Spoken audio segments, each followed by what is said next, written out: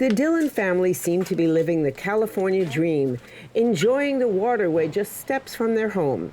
Yet for 5 years, they were living a medical nightmare as Daya, their young daughter's illness, went unresolved. She missed probably a year of school. I mean, she would only go maybe 2 or 3 days a week, half days, because she just couldn't sustain the day, the energy. Daya was found to have internal bleeding, but for years, no one could figure out from where or why. So we had 4 colonoscopies, 4 endoscopies. She swallowed 4 pill cameras, sat in every machine known to man, the angiogram, MRI, you name it, every CAT scan, they couldn't find it.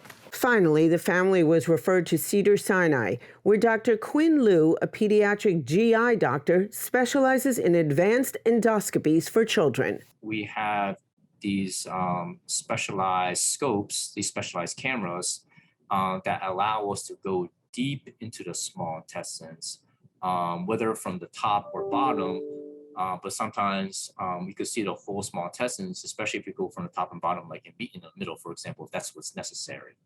So for her, I knew that the likelihood of me finding something was towards the bottom part or the bottom half of her small intestines. So we prepared her for the endoscopy going from colon pathway to the small intestines, and we were able to reach it. What Dr. Liu found is known as a Meckel's diverticulum, an abnormal outpatching of the intestine that usually disappears before birth. In Daya's case, it was large and bleeding, but hadn't shown up on any of the previous tests.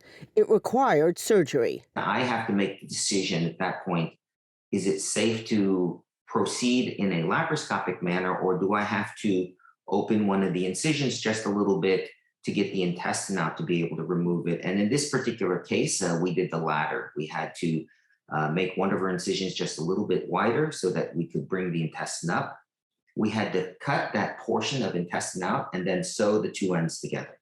Just weeks after her surgery, Daya is back to her old self, enjoying her arts and crafts and, of course, the water. Every week has been transformative. I mean, she's back in sports, she's on the water, she's in the ocean, she's active, she's taking the jet ski or the sea out into the ocean. The look on her face, she's happy.